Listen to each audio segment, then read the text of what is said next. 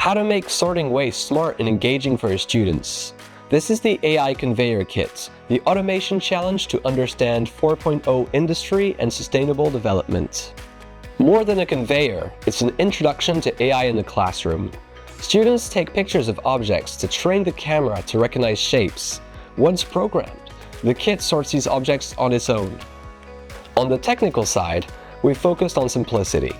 The system is piloted by the microbit board and an interface equipped with a battery to power the whole system. The simple and robust connection of the modules enables a quick and easy start to the learning activities. This kit is robust and made to be manipulated.